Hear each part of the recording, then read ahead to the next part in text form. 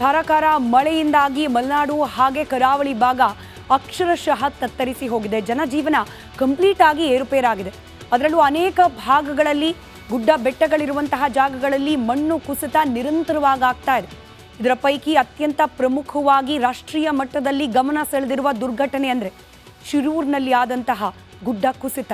ಇದ್ದಕ್ಕಿದ್ದ ಹಾಗೆ ಗುಡ್ಡ ಕುಸಿದು ಬಿದ್ದು ಸರಿಸುಮಾರು 6 ರಿಂದ 7 ಟನ್ ಮಣ್ಣು ರಸ್ತೆ ಮೇಲೆ, ರಾಷ್ಟ್ರೀಯ ಹೆದ್ದಾರಿ ಮೇಲೆ ಬಿದ್ದಿದೆ. 15 ಜನ ನಾಪತ್ತೆಯಾಗಿದ್ದರು. ಅದರಲ್ಲಿ ಅನೇಕರು ಪ್ರಾಣವನ್ನೇ ಕಳೆದುಕೊಂಡಿದ್ದಾರೆ.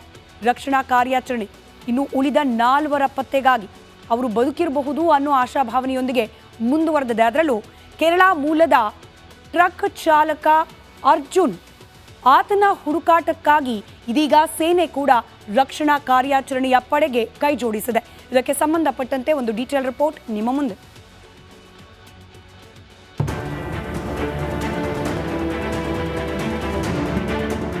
ಶಿರೂರು ಭಾಗದಲ್ಲಿ ಗುಡ್ಡ ಕುಸಿತ ಆದ ಬಳಿಕ ಸಾಕಷ್ಟು ಅವಾಂತರಗಳು ಸೃಷ್ಟಿಯಾಗಿತ್ತು. ಇವತ್ತಿಗೆ 7 ದಿನ ಆಗಿದೆ. ಇನ್ನು ಮಣ್ಣು ತೆರವುಗೊಳಿಸುವಂತ ಕಾರ್ಯಾಚರಣೆ ಮುಂದುವರೆದಿದೆ. ಗುಡ್ಡದ ಮೇಲ್ಭಾಗದಲ್ಲಿ ಮಣ್ಣು ತೆರವುಗೊಳಿಸುತ್ತಿರುವ ಹಿಟಾಚಿ, ಸುಮಾರು 7-8 ಜೆಸಿಬಿಗಳಿಂದ ಮಣ್ಣು ಎತ್ತುವ ಕಾರ್ಯಾಚರಣೆ, ಲೋಡ್ಗಟ್ಟಲೆ ಮಣ್ಣಿನಡಿ ಸಿಲುಕಿರುವ ಲಾರಿ ಚಾಲಕ ಅರ್ಜುನ್ ರಕ್ಷಣೆಗೆ ಹರಸಾಹಸ, ರಕ್ಷಣಾ ಕಾರ್ಯಕ್ಕೆ ಧಾವಿಸಿದ ಸೈನ್ಯ. ಶಿರೂರು ಬಳಿ ಗುಡ್ಡ ಕುಸಿತ ಸ್ಥಳದಿಂದ ರಿಪಬ್ಲಿಕ್ ಕನ್ನಡ ಗ್ರೌಂಡ್ ರಿಪೋರ್ಟ್. ನನ್ನ ಬಲಭಾಗದಲ್ಲಿ ಗಮನಿಸಬಹುದು, ಅಲ್ಲಿ ಒಂದು ದೊಡ್ಡದಾದಂತಹ ಬಂಡೆ ಮೇಲೆ NDRF ತಂಡ ನಿಂತಿದೆ. ಜೊತೆಗೆ SDRF ತಂಡವು ಕೂಡ ಇಲ್ಲೇ ಬಿಡುಬಿಟ್ಟು ಮಣ್ಣನ್ನು ತೆರವುಗೊಳಿಸುವಂಥ ಕಾರ್ಯಾಚರಣೆ ಮುಂದುವರೆದಿದೆ. ಈಗ ಅರ್ಜುನ್ಗೆ ಸಂಬಂಧಪಟ್ಟಂಥ ಅರ್ಜುನ್ ಓಡಿಸ್ತಾ ಇದ್ದಂಥ ಲಾರಿಯ ಮಾಲೀಕರು ಹೇಳಿರುವಂತೆ GPS ಟ್ರ್ಯಾಕರ್ನಲ್ಲಿ ಇದೇ ಜಾಗದಲ್ಲಿ ಸಿಗ್ತಾ ಇದೆ ಅಂತೇಳಿ. ಸೊ ಹಾಗಾಗಿ ಆ ಒಂದು ಜಾಗದಲ್ಲಿ ಹುಡುಕಾಟ ಮುಂದುವರೆದಿದೆ. ಶಿರೂರಿನಲ್ಲಿ 6ನೇ ದಿನವೂ ಮುಂದುವರೆದ ರಕ್ಷಣಾ ಕಾರ್ಯ. ಮಣ್ಣಿನಡಿ ಸಿಲುಕಿರುವ ಅರ್ಜುನ್ ರಕ್ಷಣೆಗೆ ಹರಸಾಹಸ. ಘಟನಾ ಸ್ಥಳದಿಂದ republic Kannada ground report. Uttara Kannada ಜಿಲ್ಲೆ ಶಿರೂರು ಬಳಿ ಆ ಒಂದು ಗುಡ್ಡ ಕುಸಿದು ಅವಾಂತರಗಳ ಮಾಲೆಯನ್ನೇ ಸೃಷ್ಟಿಸಿದೆ. ಕೆಸರು ಮಿಶ್ರಿತ ಮಣ್ಣಿನ ಅಡಿ ಸಿಲುಕಿರುವ ಕೇರಳ ಮೂಲದ ಚಾಲಕ ಅರ್ಜುನ್ ಪತ್ತೆಗೆ ರಕ್ಷಣಾ ಕಾರ್ಯ ಮುಂದುವರೆದಿದೆ. ಗುಡ್ಡದ ಮೇಲ್ಭಾಗದಲ್ಲೂ ಹಿಟಾಚಿ ಮೂಲಕ ರೆಸ್ಕ್ಯೂ ಆಪರೇಷನ್ ನಡೆಸಲಾಗುತ್ತಿದೆ. ಗಂಗಾವಳಿ ನದಿಯಲ್ಲೂ ಬೋಟ್ ಮೂಲಕ ಸಿಬ್ಬಂದಿ ತೀವ್ರ ಶೋಧ ನಡೆಸುತ್ತಿದ್ದಾರೆ. ನೋಡ್ತಾ ಇರೋದು ಗಂಗಾವಳಿ ನದಿ ತೀರದ ಪ್ರದೇಶದಲ್ಲಿ ನಾವಿದ್ದೇವೆ. ಕಳೆದ 6 ದಿನಗಳಿಂದ ಇಲ್ಲಿನ ಗಂಗಾವಳಿ ನದಿಯಲ್ಲಿ ಅಂದರೆ ನಾಪತ್ತೆ ಆದವರ ಶೋಧ ಕಾರ್ಯವನ್ನು ಸಂಬಂಧಪಟ್ಟ NDRF, SDRF, ಅಗ್ನಿಶಾಮಕ ದಳದ ಸಿಬ್ಬಂದಿಗಳು ಕೂಡ ನಡೆಸ್ತಾ ಇರುವಂಥದ್ದು. ಬಹಳ ಪ್ರಮುಖವಾಗಿ ಶಿರೂರಿನ ಗುಡ್ಡ ಕುಸಿತದ ನಂತರ ಇಲ್ಲಿ ಹಲವು ಸಾವು ನೋವುಗಳು ಸಂಭವಿಸಿರುವುದೆಂಬ ಶಿರೂರು ಬಳಿ ಗುಡ್ಡ ಕುಸಿದು ದುರಂತದಲ್ಲಿ ನಾಪತ್ತೆಯಾದವರ ಸಂಖ್ಯೆ ಮತ್ತಷ್ಟು ಏರಿಕೆಯಾಗಿದೆ. ಗೋಕರ್ಣ ಸಮೀಪದ ಗಂಗೆಕೊಳ್ಳದ ಯುವಕನಿಗಾಗಿ ಅವರ ತಾಯಿ ಠಾಣೆ ಮೆಟ್ಟಿಲೇರಿದ್ದಾರೆ. 5 ದಿನಗಳಿಂದ ಮಗ ಮನೆಗೆ ಬಂದಿಲ್ಲ ಎಂದು ದೂರು ನೀಡಿದ್ದಾರೆ. ಅತ್ತ ಲಾರಿ ಚಾಲಕ ಅರ್ಜುನ್ ಮಣ್ಣಿನ ಅಡಿ ಸಿಲುಕಿ ಜೀವನ್ಮರಣ ಹೋರಾಟ ನಡೆಸುತ್ತಿದ್ದಾರೆ. ಇತ್ತ ಗುಡ್ಡ ಕುಸಿತದಿಂದ 7 ದಿನಗಳಿಂದ ಇತರ ಲಾರಿ ಚಾಲಕರು ಗೋಳಾಡುತ್ತಿದ್ದಾರೆ. ಹೇಗಾದರೂ ಮಾಡಿ ನಮ್ಮನ್ನ ಕಳುಹಿಸಿಕೊಡಿ ಅಂತ ಮನವಿ ಮಾಡುತ್ತಿದ್ದಾರೆ. ಅಲ್ಲೆಲ್ಲ ತಗ್ಗದಿ ಬಿದ್ದಾವ ಸರ್, ಹಿಂಗಾಗಿ ನಮ್ಮ ಗಾಡಿ ಪಾಸ್ ಆಗಲ್ಲ ಸರ್. ಅಲ್ಲಿ ನೀವು 7 ದಿನ ಆಯ್ತಾ? ಇಲ್ಲಿಂದ ಎಲ್ಲೋ ಹೋಗ್ಬೇಕಿತ್ತು? 6 ದಿನ ಆಯ್ತು ಸರ್. ಎಲ್ಲೋ ಹೋಗ್ಬೇಕಿತ್ತು ನೀವು? ಕಾಸರಗೋಡು ಗೋಶಾಲೆ. ಎಲ್ಲಿಂದ ಬಂದಿರೋದು? ನಾವು ಯಾದವಾಡದಿಂದ ಬಂದೀವಿ ಸರ್, ಬೆಳಗಾಂ ಡಿಸ್ಟಿಕ್. ಮನೆ ಕಳೆದುಕೊಂಡು ಕಾಳಜಿ ಕೇಂದ್ರಗಳಲ್ಲಿ ಉಳುವರೆ ಗ್ರಾಮಸ್ಥರು ಕಣ್ಣೀರು ಹಾಕುತ್ತಿದ್ದಾರೆ. ರಿಪಬ್ಲಿಕ್ ಕನ್ನಡದ ಮುಂದೆ ಅಳಲು ತೋಡಿಕೊಂಡಿದ್ದಾರೆ. ಉತ್ತರ ಕನ್ನಡದಲ್ಲಿ ವರುಣನ ಅಬ್ಬರಕ್ಕೆ ಬದುಕು ಬೀದಿಗೆ ಬಿದ್ದಿದೆ. ಜೀವನ ಮೂರಾಬಟ್ಟೆ ಆಗಿದೆ. ವರುಣ ದೇವನಿಗೆ ಜನರು ಹಿಡಿ ಶಾಪ ಹಾಕುತ್ತಿದ್ದಾರೆ. Bureau report, republic Kannada. ತಿಂಗಳ 16ನೇ ತಾರೀಕು ಈ ದುರಂತ ಸಂಭವಿಸಿದ್ದು. ಗುಡ್ಡ ಕುಸಿದು 15 ಮಂದಿ ನಾಪತ್ತೆಯಾಗಿದ್ದು. ಅದಾದ ನಂತರದಲ್ಲಿ 1-2 ದಿನಗಳ ಗ್ಯಾಪ್ನ ನಂತರ, ಗಮನಿಸಿ, 2 ದಿನಗಳ ಗ್ಯಾಪ್ನ ನಂತರ ಒಬ್ಬೊಬ್ಬರಾಗೆ ನಮ್ಮ ರಾಜಕೀಯ ಮುಖಂಡರು ಆ ಜಾಗಕ್ಕೆ ಹೋಗಿ ಪರಿಶೀಲನೆಯನ್ನ ಮಾಡುವ ಕೆಲಸಕ್ಕೆ ಮುಂದಾದರು. ಇವತ್ತು ಇನ್ಫ್ಯಾಕ್ಟ್ ಖುದ್ದು ಮುಖ್ಯಮಂತ್ರಿ ಸಿದ್ದರಾಮಯ್ಯ ಅವರು ಘಟನಾ ಸ್ಥಳಕ್ಕೆ ಭೇಟಿಯನ್ನ ನೀಡಿದ್ರು. ಆ ಸಂದರ್ಭದ ದೃಶ್ಯವನ್ನು ನೀವು ಗಮನಿಸ್ತಾ ಇದ್ದೀರಿ. ಸಿದ್ದರಾಮಯ್ಯ ಅವರು ಶಿರೂರಿನ ರಸ್ತೆ, ಏನು ಗುಡ್ಡ ಕುಸಿತ ಆದ ರಸ್ತೆ ಬಳಿಗೇನೆ ಹೋಗಿ ಅಲ್ಲಿನ ಪರಿಸ್ಥಿತಿಯ ಬಗ್ಗೆ ಒಂದಷ್ಟು ಅವಲೋಕನವನ್ನ ಮಾಡಿದ್ರು. ಹಾಗೆ ಸ್ಥಳೀಯ ಅಧಿಕಾರಿಗಳಿಂದ ಮಾಹಿತಿಯನ್ನ ಕಲೆ ಹಾಕಿದ್ರು ರಕ್ಷಣಾ ಕಾರ್ಯಾಚರಣೆಯ ಬಗ್ಗೆ. ಹಾಗೆ ಸರ್ಕಾರದ ಕಡೆಯಿಂದ ಕಂಪ್ಲೀಟ್ ಬೆಂಬಲ, ರಕ್ಷಣಾ ಕಾರ್ಯಾಚರಣೆಗೆ ಏನೆಲ್ಲ ಫೆಸಿಲಿಟಿಗಳು ಬೇಕು ಎಲ್ಲವನ್ನ ಕೂಡ ಮಾಡಿಕೊಡುವ ಭರವಸೆಯನ್ನ ನೀಡಿದ್ರು.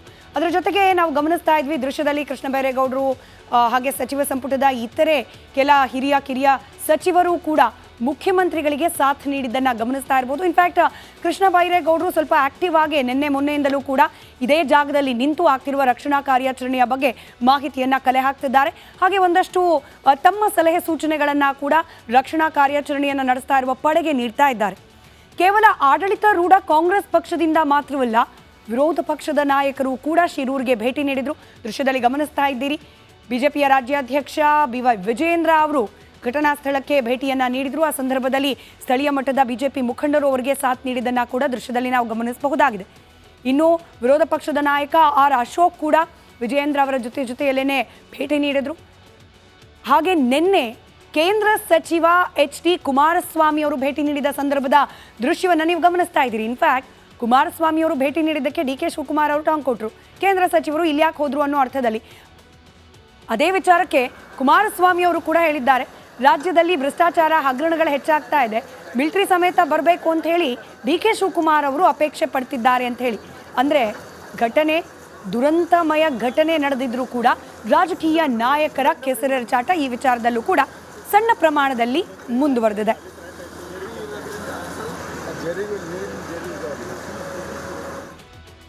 ಇನ್ನು ರಕ್ಷಣಾ ಕಾರ್ಯಾಚರಣೆ, ಅದರಲ್ಲೂ ಪ್ರಮುಖವಾಗಿ ಕೇರಳ ಮೂಲದ ಟ್ರಕ್ ಚಾಲಕ ಅರ್ಜುನ್ ಹಾಗೆ ಆತನ ಜೊತೆಯಲ್ಲೇ ಇನ್ನೂ ಉಳಿದ 3 ಇದ್ದಾರೆ ಅಂತ ಹೇಳಲಾಗ್ತಾ ಇದೆ. ನಾಪತ್ತೆಯಾಗಿರುವ 4 ಜನ ಮಣ್ಣಿನ ಅಡಿಯಲ್ಲಿ ಸಿಲುಕಾಕೊಂಡಿದ್ದಾರಾ ಅಥವಾ ಪಕ್ಕದಲ್ಲೇ ಹರಿತಾ ಇರುವ ನದಿಯಲ್ಲೇನಾದರೂ ಕೊಚ್ಚಿ ಹೋಗಿದ್ದಾರಾ? ಅವರನ್ನ ಹುಡುಕುವ ಕಾರ್ಯ ಅವಿರತವಾಗಿ ನಡೀತಾ ಇದೆ.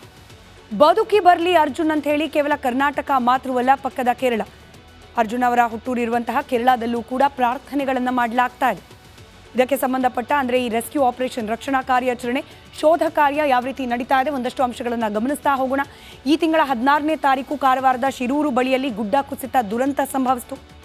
ಇನ್ಫ್ಯಾಕ್ಟ್ ಆ ಗುಡ್ಡ ಕುಸಿತ ಸಂಭವಿಸಿದ ದಿನ ಆ ಗುಡ್ಡದ ಪಕ್ಕದಲ್ಲೇನೆ ಭಾರತ್ ಬೆನ್ಸ್ ಕಂಪನಿಯ ಲಾರಿಯನ್ನು ಪಾರ್ಕ್ ಮಾಡಲಾಗಿತ್ತು.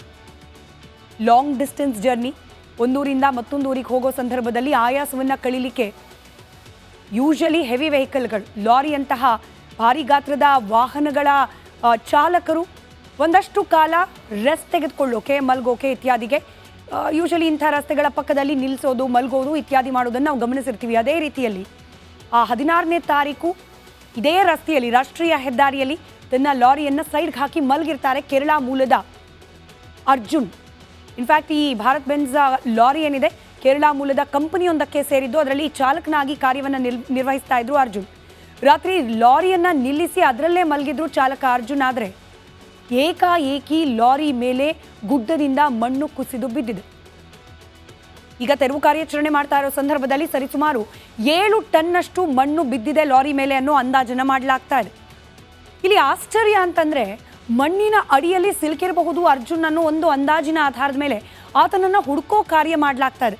ಆ ಮಣ್ಣನ್ನೆಲ್ಲ ತೆರವುಗೊಳಿಸಿ ಅದರ ಅಡಿಯಲ್ಲೇನಾದರೂ ಲಾರಿ ಸಿಗುತ್ತಾ, ಲಾರಿಯಲ್ಲೇನಾದರೂ ಅರ್ಜುನ್ ಇದ್ದಾರಾ ಅನ್ನೋದನ್ನು ಪತ್ತೆ ಹಚ್ಚೋ ಕಾರ್ಯ ಮಾಡಲಾಗ್ತಾ ಇದೆ. ಆದರೆ ಆಶ್ಚರ್ಯ ಅನ್ನೋ ರೀತಿಯಲ್ಲಿ ಘಟನೆ ನಡೆದು 2-3 ದಿನಗಳ ತನಕ ಅರ್ಜುನ್ ಅವರ ಮೊಬೈಲ್ ಫೋನ್ ಆನ್ ಇತ್ತು. ಲಾರಿ ಚಾಲಕ ಅರ್ಜುನ್ ಅವರ ಮೊಬೈಲ್ ಅದಾದ ನಂತರದಲ್ಲಿ ಸ್ವಿಚ್ ಆಫ್ ಆಗಿದೆ. ಅವ್ರ ಕುಟುಂಬಸ್ಥರೆಲ್ಲ ಕಾಲ್ ಮಾಡ್ತಾ ಇದ್ದಾರೆ ನಿರಂತರವಾಗಿ.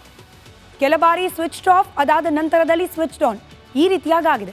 ಇನ್ಫ್ಯಾಕ್ಟ್ ಈ ಲಾರಿಯಲ್ಲಿರ್ತಕ್ಕಂಥ GPS ಸಿಸ್ಟಮ್ನ ಮೂಲಕ ಆ ಲಾರಿ ಎಲ್ಲಿದೆ ಅನ್ನೋದನ್ನು ಟ್ರೇಸ್ ಮಾಡಿದ್ದಾರೆ ಬೆನ್ಸ್ ಕಂಪನಿಯವರು, ಭಾರತ್ ಬೆನ್ಸ್ ಕಂಪನಿಯವರು.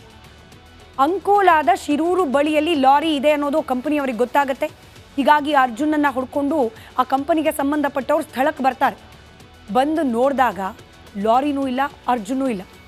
ಎಲ್ಲಿ ಆ ಲಾರಿ ಇದೆ ಅಂತ ಲೊಕೇಶನ್ ತೋರಿಸ್ತಾ ಇದೆ, ಆ ಜಾಗದಲ್ಲಿ ಟನ್ಗಟ್ಟಲೆ ಮಣ್ಣು, ಗುಡ್ಡದಿಂದ ಕುಸಿದು ಬಿದ್ದಿರುವ ಮಣ್ಣು ಮಾತ್ರ ಅಲ್ಲಿ ಕಾಣೋಕೆ ಸಿಕ್ಕಿದೆ. ಸ್ವಾಭಾವಿಕವಾಗಿ ಶಾಕ್ಗೆ ಒಳಗಾಗಿದ್ದಾರೆ ಸಂಸ್ಥೆಯವರು. ಮೊನ್ನೆ ಲಾರಿ ಚಾಲಕ ಅರ್ಜುನ್ ಅವರ ಮೊಬೈಲ್ ಆನ್ ಇತ್ತು.